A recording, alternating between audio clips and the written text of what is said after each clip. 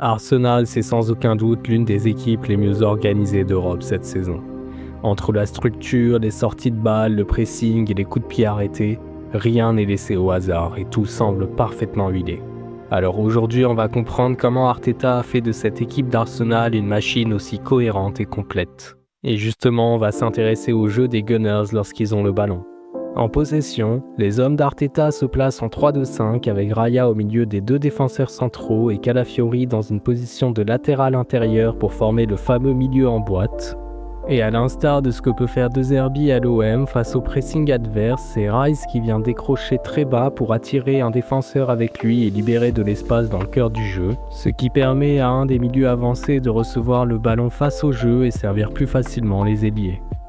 Excellent exemple sur cette action où les Gunners construisent dans leur base en 3-2, Rice vient ensuite décrocher et attire Silva avec lui, ce qui permet à Gyökeres de prendre l'espace libre au milieu de terrain.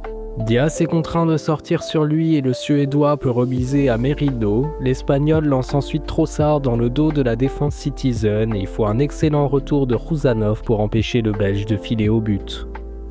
Sur cette autre action, les Citizens défendent en 4-3-3 bloc médian solide et cette fois Bernardo Silva décide de ne pas sortir sur Rice. Calafiori remarque la poche d'espace dans l'interligne où Rice, libre de tout marquage, peut lui glisser tranquillement le ballon. En une seule passe, deux lignes défensives de City sont déjà brisées et Arsenal se retrouve dans une situation favorable de 5 contre 4 face au jeu.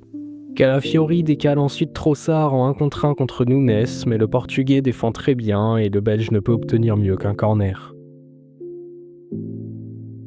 Si l'équipe adverse défend en marquage individuel au milieu pour empêcher ses passes dans le cœur du jeu, c'est Trossard ou bien Eberechi Eze qui viennent décrocher pour apporter une solution supplémentaire à la relance.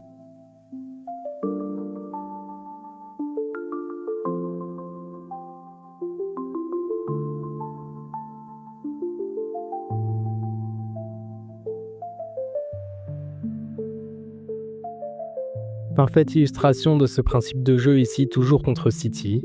Cette fois, les hommes de Guardiola ont resserré leur ligne de pressing en verrouillant l'axe et ils attendent la passe de Raya vers Gabriel pour déclencher le pressing. Mais le gardien espagnol va totalement contrecarrer leur plan en trouvant une passe dans l'axe vers Trossard qui est venu décrocher. L'ancien joueur de Brighton peut lancer Timber sur le côté droit et les Gunners peuvent alors se projeter en ombre vers le but adverse tandis que la défense de City est elle très étirée et en difficulté. Face à ce casse-tête, beaucoup d'équipes sont tentées de blinder l'axe du terrain, mais cela ne dérange pas pour autant Arsenal car leurs ailiers peuvent alors bénéficier de plus de temps et d'espace pour jouer en 1 contre 1.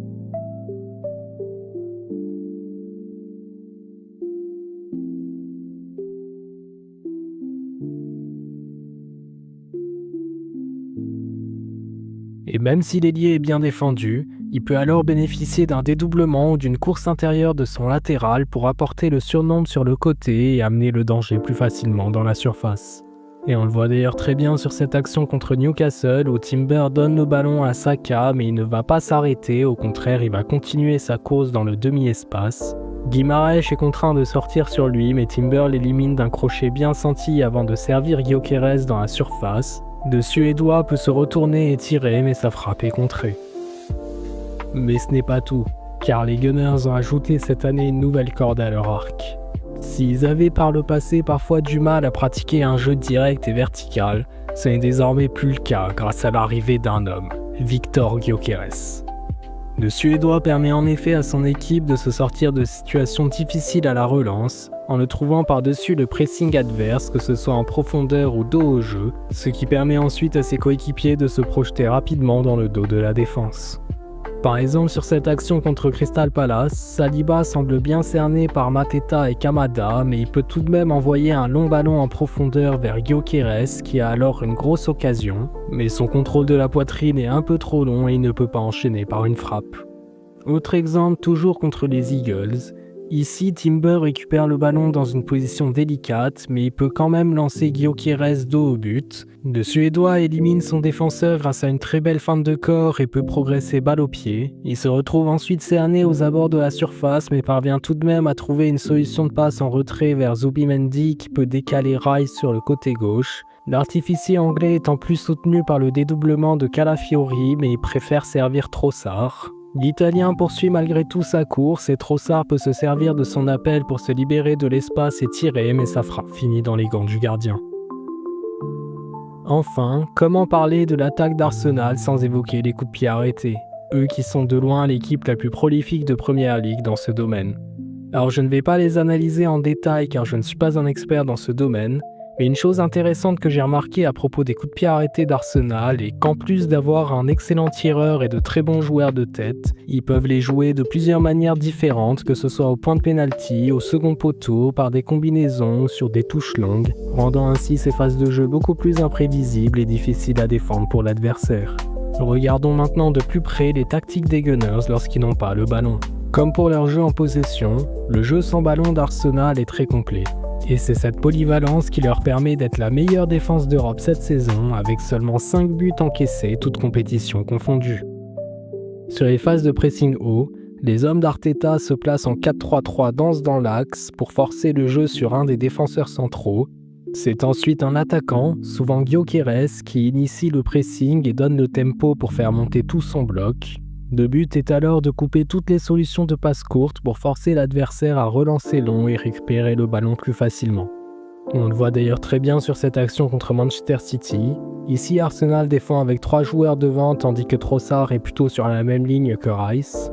Tous les Citizens sont marqués de près, mais Gyökeres attend la passe vers Ruben Dias pour lancer le pressing. Arsenal quadrille très bien l'axe du terrain et Dias revient vers Donnarumma pour éviter de se faire enfermer sur le côté. Gyökeres poursuit son pressing mais avec une course non pas linéaire mais incurvée pour bloquer la ligne de passe vers Ruben Dias. Donnarumma n'a aucune solution de relance courte donc il tente une longue passe vers O'Reilly mais celle-ci est imprécise et sera facilement récupérée par Timber. Autre exemple ici contre Newcastle, cette fois c'est Eze qui initie le pressing et donne le tempo à ses milieux pour monter le bloc. Botman fait alors la passe à Thio, mais Gyökeres vient le presser et anticipe la passe en retrait vers le gardien. Sous pression, Nick Pope la remet à Botman, mais celui-ci est complètement enfermé et n'a d'autre choix que de dégager. Et c'est une nouvelle fois Timber, largement plus physique que Gordon, qui va récupérer le ballon. Mais ce qui est impressionnant avec cette équipe d'Arsenal, c'est leur concentration. Et même lorsqu'ils perdent le ballon, tout le monde est tout de suite à l'affût pour le récupérer le plus vite possible. Tenez, par exemple, prenez cette action contre Crystal Palace. Ici, Zubimendi tente de trouver Eze. Sa passe sera certes interceptée, mais l'Espagnol est tout de suite à l'affût et il fonce sur Mateta qui panique et rate sa passe, et Timber peut ensuite récupérer le ballon sans aucun effort. Et cette autre action est pour moi encore plus symbolique de la qualité du contre-pressing des Gunners. Ici, Jacob Murphy récupère le ballon et semble pouvoir aller vers l'avant, mais il se retrouve très vite avec 3 maillots rouges autour de lui et doit tenter une chevauchée désespérée. Sa passe vers Voltemade sera ensuite logiquement pas assez appuyée et Gabriel peut l'intercepter très sereinement. Arsenal est d'ailleurs la meilleure équipe en termes de récupération haute en Première Ligue cette saison. Et cette qualité crée un véritable cercle vicieux pour leurs adversaires, car elle permet aux Gunners de relancer une séquence de possession. Et déjà que contre Arsenal, t'as pas beaucoup la balle, alors si en plus quand tu la perds rapidement, ça devient compliqué de se créer des occasions. Mais même lorsqu'ils défendent plus bas sur le terrain, les joueurs du nord de Londres sont intraitables. Ils se positionnent alors dans un 4-4-2 plutôt classique, en reprenant cette idée de boîte au milieu. Le numéro 6 adverse semble libre de tout marquage, me direz-vous. Oui, mais c'est en réalité un piège pour inciter l'adversaire à jouer sur lui, puis venir le presser immédiatement lorsqu'il reçoit le ballon pour le forcer à commettre une erreur technique sous la pression. Parfaite illustration sur cette action contre Crystal Palace où dans un premier temps les Gunners défendent dans leur structure habituelle. Eze sort ensuite de sa position pour mettre la pression sur Yehi et l'invite à jouer vers Wharton qui semble libre, mais la boîte va immédiatement se refermer sur l'international anglais et il est obligé de tenter une passe difficile vers Richards en une touche. Trossard est tout proche de récupérer un excellent ballon, mais c'est finalement Saliba et Gabriel qui seront vigilants et vont s'interposer devant Mateta. Les équipes adverses ont donc tout intérêt à passer par les côtés pour amener le danger dans la surface. Mais même là, c'est loin d'être gagné, car il faut alors passer la ligne défensive d'Arsenal, qui est sans doute une des plus physiques et les plus solides dans les duels de toute l'Europe. Par exemple, sur cette action, Tonali semble avoir un excellent 3 contre 2 à mener en contre-attaque, et il lance Murphy en profondeur. Mais Calafiori va faire un très gros travail pour le repousser le plus loin possible de son but. Murphy parvient tout de même à trouver Volthomat dans une bonne position, mais une nouvelle fois ça se referme très vite autour de l'Allemand qui est lui aussi repoussé en dehors de la surface. Quand Tonali récupère le ballon sur le côté, la défense d'Arsenal est totalement replacée, il centre un peu par dépit et Saliba peut éloigner le danger sans trop de difficultés. Voilà comment Arsenal est devenu l'une des équipes les mieux organisées d'Europe cette saison. Cohérence, variété, maîtrise. Arteta a construit une machine extrêmement complète.